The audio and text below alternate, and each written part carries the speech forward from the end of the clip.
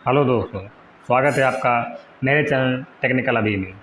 दोस्तों, आज के इस वीडियो में मैं बात करूंगा जो आपकी एनटीपीसी की वैकेंसी आई है 10+2 और ग्रेजुएशन वाले कैंडिडेट्स के लिए, उनको अपनी पोस्ट प्रेफरेंस कैसे भरना चाहिए, क्या क्या सावधानी रखना चाहिए, जिससे जो 2019 में जो लोग गलती किए हैं उनको प्रॉब्लम नहीं हो और आसानी से उनको एग्ज़ाम फाइट हो जाए।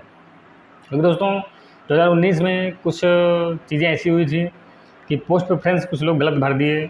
ज़्यादा मेरिट होने के बावजूद भी वो लोग आज बैठे हैं और जिनकी कम मेरिट थी वो लोग आज जॉब कर रहे हैं।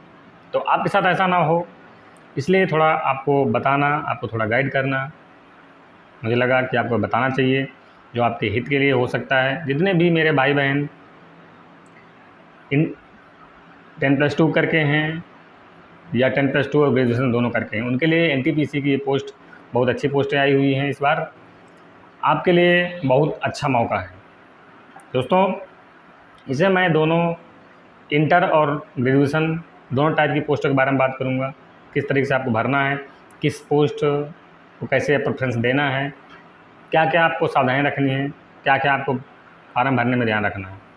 दोस्तों, अगर आप मेरे चैनल पर फर्स्ट टाइम विजिट कर रहे हैं तो मेरे चैनल को सब्सक्राइब जरूर कर लीजिए और वीडियो को शेयर कर दिया करिए। मैं देखता हूँ कि बहुत सारे मेरे भाई वीडियो देख लेते हैं, उनको उनके हिसाब से कोई जानकारी मिल भी जाती है, लेकिन वो जानकारी दूसरों तक ना पहुँचे इसलिए वो शेयर नहीं करते। आप लोग शेयर कर दिया करिए।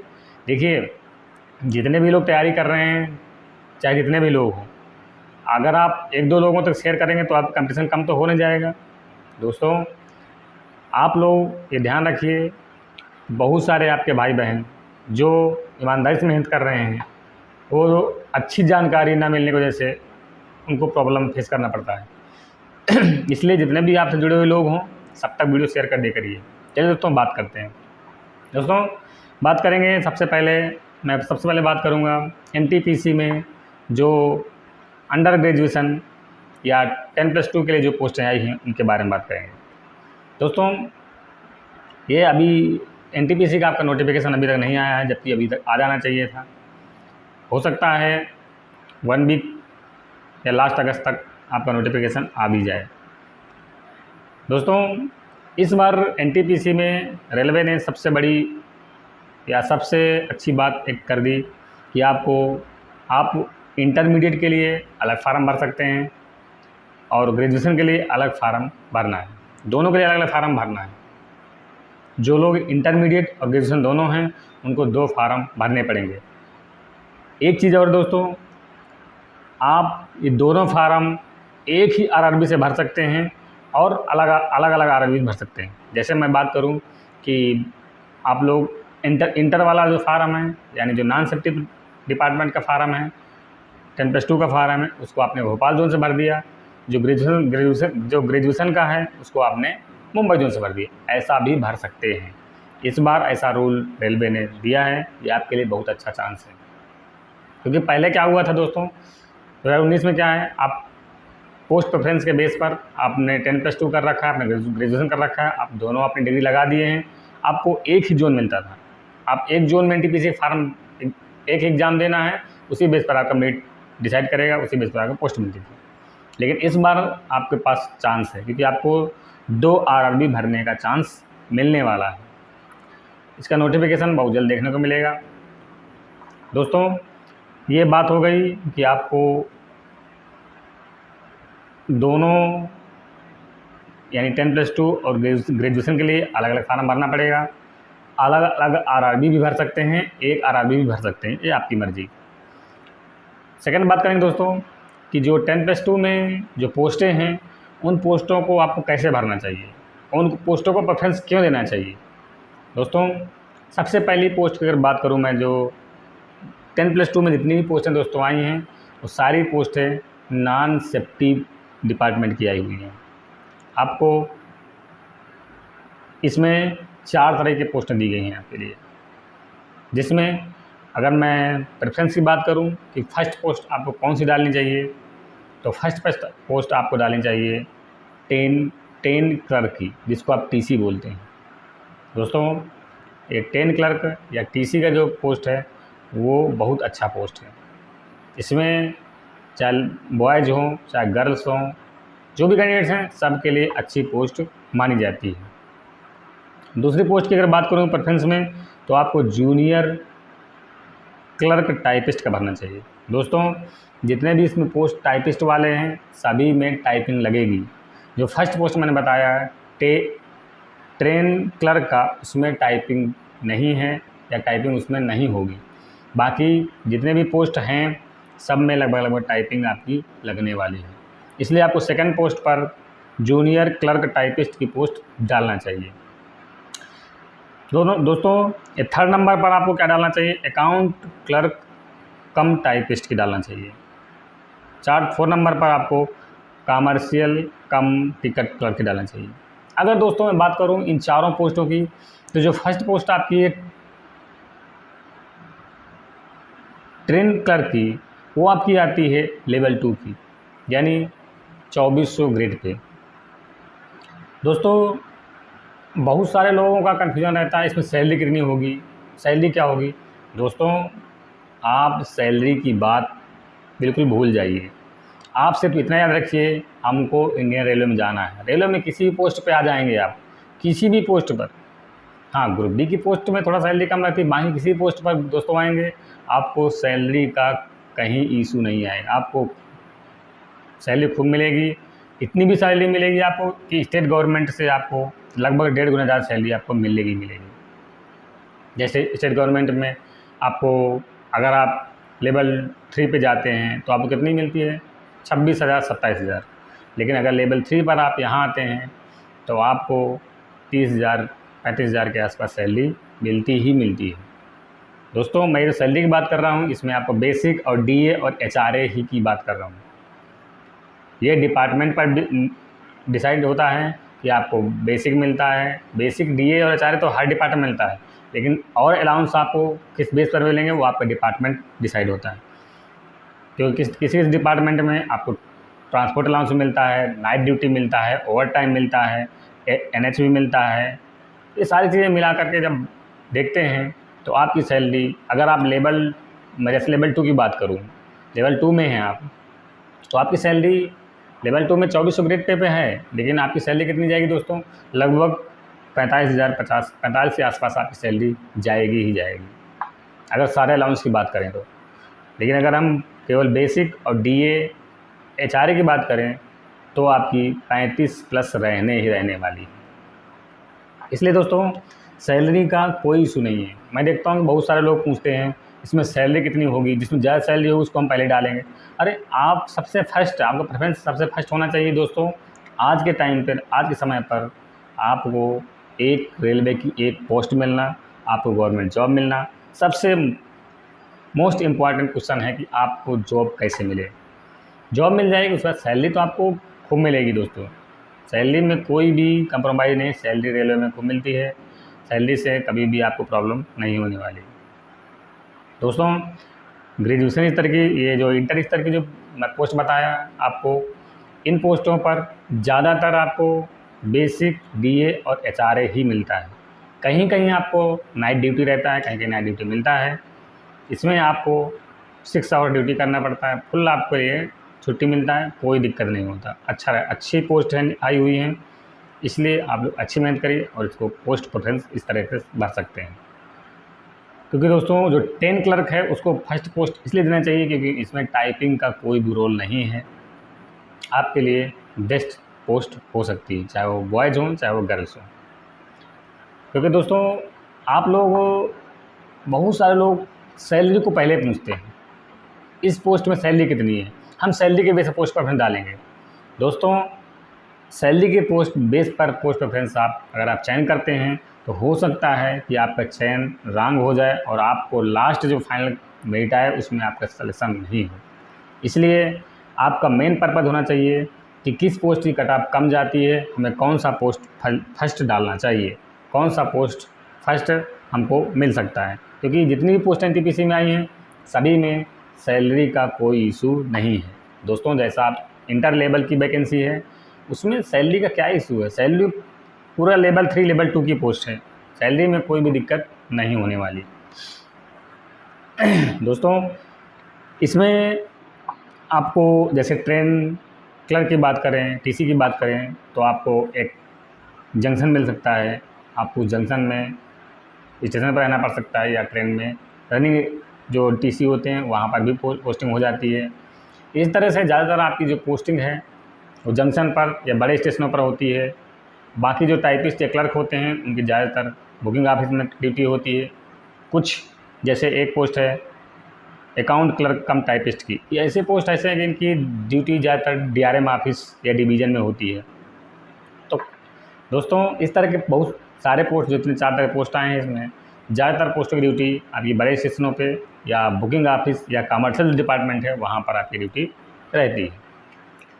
दोस्तों अब इसी में बात करेंगे जो ग्रेजुएशन लेवल की कैंडिडेट्स हैं, जो लोग ग्रेजुएशन कर रखे हैं। आजकल आमतौर पे 10+2 वगैरह आप हैं तो ग्रेजुएशन भी आप होंगे, लेकिन बहुत सारे कैंडिडेट्स हैं जो केवल इंटर से भरना चाहते हैं, बहुत सारे कैंडिडेट्स हैं जो दोनों से भरना चाहते हैं। इसलिए मैं आपको ग्रेजुएशन स्तर से जो वैकेंसी आई हुई हैं उनको कैसे आपको भरना चाहिए। दोस्तों अगर पोस्ट प्रेफरेंस की बात करें तो सबसे पहले मैं कहूँगा कि आप गुड्स गार्ड की पोस्ट को फर्स्ट प्रेफरेंस देना चाहिए, क्योंकि दोस्तों इसमें पैसा आपको बहुत अच्छा मिलता है। लेवल 5 की पोस्ट है, पैसा बहुत अच्छा मिलता है। हाँ, प्रॉब्लम इसमें है कि आपको अपनी फैमिली के पास रहने को टाइम कम मिलता है, क्योंकि आपको ट्रेन को लेकर जाना पड़ता है, जिसे हम गुड्स गार्ड बोलते हैं। उसका इस समय नाम गुड्स ट्रेन मैनेजर हो गया है। तो गुड्स गार्ड बोलिए या गुड्स ट्रेन मैनेजर बोलिए, सेम ही पोस्ट है। ये सारी पोस्टें जितनी निकली हैं ग्रेजुएशन स्तर की, वो सारी लेवल, सारी सेफ्टी डिपार्टमेंट की हैं और अच्छी पोस्टें, सारी पोस्टें लेवल 5 और लेवल 6 की हैं। इसलिए दोस्तों ग्रेजुएशन का एक प्रकार से कहते हैं सुपरवाइज़र पोस्ट, वो ऐसी पोस्टें हैं सारी है। तो सबसे पहली पोस्ट आपको गुड्स गार्ड की डालना चाहिए, यानी गुड्स ट्रेन मैनेजर की डालनी चाहिए, क्योंकि इसमें आपको पैसा भी अच्छा खासा मिलता है, आपके लिए अच्छी पोस्ट हो सकती है। सेकंड नंबर पर अगर आप मैं बात करूं तो आपको स्टेशन मास्टर की पोस्ट डालनी चाहिए, क्योंकि दोस्तों स्टेशन मास्टर की जो पोस्ट है वो भी बहुत अच्छी पोस्ट है, लेवल 6 की पोस्ट है। हाँ, इसमें आपको 6 आवर रहना पड़ता है, 8 आवर्स कहीं रहना पड़ता है। बस इसमें क्या है, थोड़ा आपको मेंटली प्रिपेयर ज़्यादा रहना पड़ता है, आपकी रिस्पॉन्सिबिलिटी बहुत ज़्यादा होती है, क्योंकि आप स्टेशन मास्टर हैं, इसलिए रिस्पॉन्सिबिलिटी आप समझ सकते हैं। रह गई सैलरी की बात, तो सैलरी की बात मैं बार बता रहा हूँ कि बहुत सारे कैंडिडेट्स हैं जो सैलरी के बारे में बार पूछते हैं। सैलरी की बात बिल्कुल मत पूछिए। सैलरी आपको ये लेवल जो ग्रेजुएशन स्तर की जो पोस्टें हैं उनमें इतनी सैलरी आपको कि आपको सैलरी से कोई शिकायत नहीं होने वाली। इसलिए आपको कोई कुछ भी बोले, आपको 80,000 मिलेगा, 90,000, 1 लाख मिलेगा, 1 लाख प्लस मिलेगा, पैसा अच्छा खासा मिलता है। डिपेंड करता है डिपार्टमेंट पर, क्योंकि जैसे अगर स्टेशन मास्टर की बात करें तो स्टेशन मास्टर दोस्तों जानते हैं कि उसका बेसिक 35,400 होता है। उसका डीए मिला दीजिए, उसमें HRA मिला दीजिए, उसका ड्रेस अलाउंस मिला दीजिए, उसका नाइट ड्यूटी मिला दीजिए, उसका OT मिला दीजिए, इतने सारे मिलाकर मिला देते हैं ना दोस्तों, तो वैसे भी उसका 75-80 हज़ार स्टार्टिंग पहुंच जाता है स्टेशन मास्टर की बात करें तो सैलरी में कोई प्रॉब्लम नहीं होने वाली। जितनी भी ग्रेजुएशन की पोस्टें हैं अच्छी सैलरी है। मैं बता रहा हूँ रेलवे में लेवल 3 से लेके जितनी पोस्टें हैं level 3, level 2, level 5, level 6, level 7, जितनी पोस्टें रेलवे में ओपन आती हैं सारे में सैलरी का कोई भी इशू आपको नहीं है। दोस्तों अगर ग्रुप डी, जैसे मैं ग्रुप डी की बात, तो सैलरी की बात करूँ, ग्रुप डी में एक पॉइंटमैन जॉब पोस्ट होती है। पॉइंटमैन में अगर पॉइंटमैन 50,000 60,000 सैलरी ले सकता है रेलवे में, तो आप समझ सकते हैं रेलवे की सैलरी अच्छी खासी सैलरी मिलती है, रेलवे में कोई भी ऐसा इशू नहीं है। इसलिए दोस्तों सैलरी की बात बाद में बात करेंगे, फर्स्ट बात करेंगे हमको एक पोस्ट चाहिए। तो अगर पोस्ट प्रेफरेंस की बात करें ग्रेजुएशन की, तो मैं पहले बताया आपको ट्रेन मैनेजर, नंबर 2 पर आपको स्टेशन मास्टर भरना चाहिए, नंबर 3 पर आपको भरना चाहिए चीफ कमर्शियल कम टिकट सुपरवाइज़र। दोस्तों जैसा आपकी पोस्टें आपके नोटिफिकेशन में दे के आएंगी उनको आप देख लीजिए, आपको इसी बेस पर आपको पोस्ट प्रेफरेंस देना चाहिए। नेक्स्ट 4 नंबर पे आपका है जूनियर अकाउंट असिस्टेंट कम टाइपिस्ट। नंबर 5 है सीनियर क्लर्क कम टाइपिस्ट। इस तरीके से आपको 5 तरह के पोस्टें देना चाहिए। ये पोस्ट प्रेफरेंस अगर आप देते हैं तो आपके सक्सेस होने के चांसेस बढ़ जाते हैं। चांसेस ये हैं कि अगर आपकी जो तैयारी है वो अच्छी है तो आपको एक पोस्ट अवश्य मिल जाएगी। दोस्तों, मैं बार बार आपको बताता हूँ कि आप जितने लोग रेलवे की प्रिपरेशन कर रहे हैं, चाहे आप टेक्नीशियन तैयारी कर रहे हों, चाहे आप एएलपी की तैयारी कर रहे हों, चाहे आप एनटीपीसी का वेट कर रहे हों, सभी लोग एक चीज़ याद रखिए कि आपको फर्स्ट सरकारी जॉब चाहिए। आपको रेलवे में जाना है, फर्स्ट आपको जॉब मिलना चाहिए। उसके बाद डिसाइड करिए, उसके बाद आप देखिए कि आपको सैलरी का कोई इशू नहीं आता है।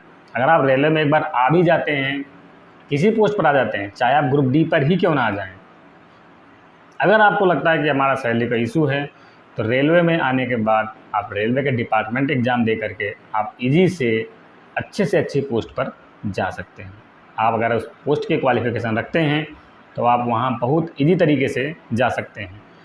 जैसे आप ग्रुप डी में ज्वाइन हो जाते हैं, आपको लगता है ग्रुप डी में थोड़ा मेहनत ज़्यादा है, ग्रुप डी में पैसा कम है, मुझे स्टेशन मास्टर बनना है, मुझे कमर्शियल डिपार्टमेंट में जाना है, तो दोस्तों आपके लिए बहुत सारी वैकेंसी, जीडीसी वैकेंसी जो डिपार्टमेंटल वैकेंसी हैं वो हर साल आती रहती हैं।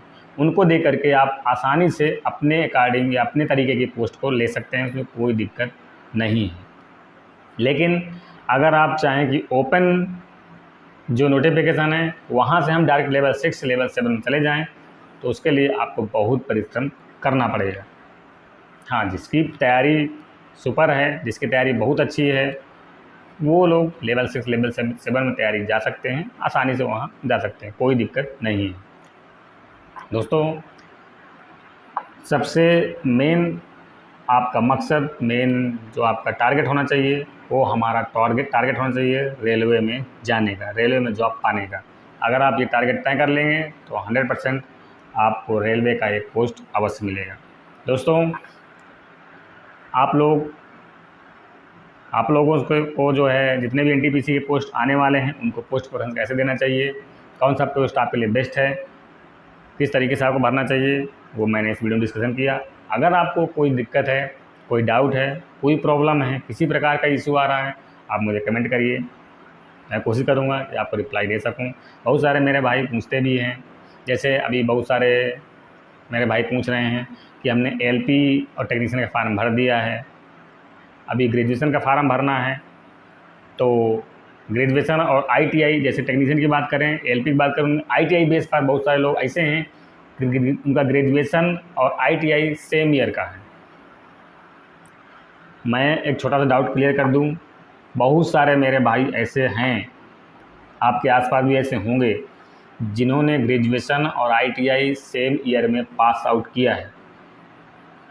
कुछ कैंडिडेट ऐसे हैं कि वो बोल रहे हैं हमने आईटीआई प्राइवेट किया है और ग्रेजुएशन रेगुलर किया है, तो क्या हमको प्रॉब्लम हो सकती है?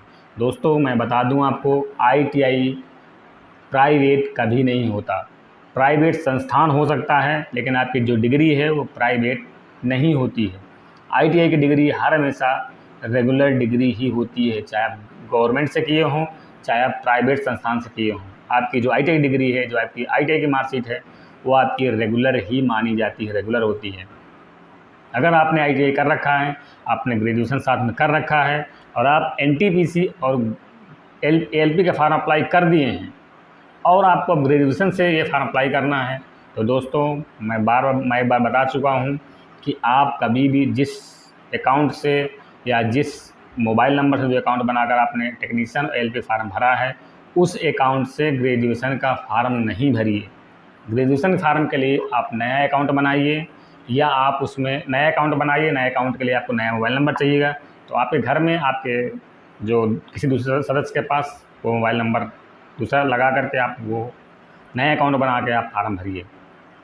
बहुत सारे डाउट भाई पूछ रहे हैं, अगर हमने नया अकाउंट बना के नए मोबाइल नंबर से फार्म भर दिया तो हमारा आधार नंबर सेम है, तो क्या प्रॉब्लम होगी? तो ऐसा कुछ नहीं होता दोस्तों। आपने ग्रेजुएशन का फार्म अलग भरा है, एनटीपीसी एलपी फार्म टेक्नीशियन और एलपी फार्म अलग भरा है, एनटीपीसी फार्म अलग भरा है, कोई प्रॉब्लम नहीं होने वाली। आपको यही ध्यान रखना है, अगर आपने उसी मोबाइल नंबर से उसी अकाउंट से भर दिया तो आपका एएलपी, टेक्नीशियन और आरपीएफ और एनटीपीसी ये सारे जो फार्म हैं एक अकाउंट से लिंक हो जाएंगे। ऑलरेडी आपका जो ग्रेजुएशन और आईटीआई का सिस्टम है वो पकड़ा जाएगा, उससे आपका दोनों फार्म रद्द हो सकते हैं। इसलिए आप ध्यान रखिए, गलती बिल्कुल नहीं करिए। पहली बात तो आपने गलती किया कि आपने दोनों चीज़ एक साथ की।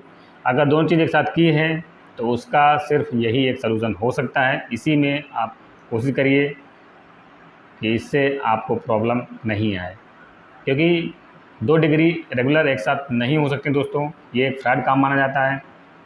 फिर भी आपने कर ली, आप कोई रास्ता नहीं है तो आपके सिर्फ एक यही रास्ता है, इसी पर आप रिस्क ले सकते हैं।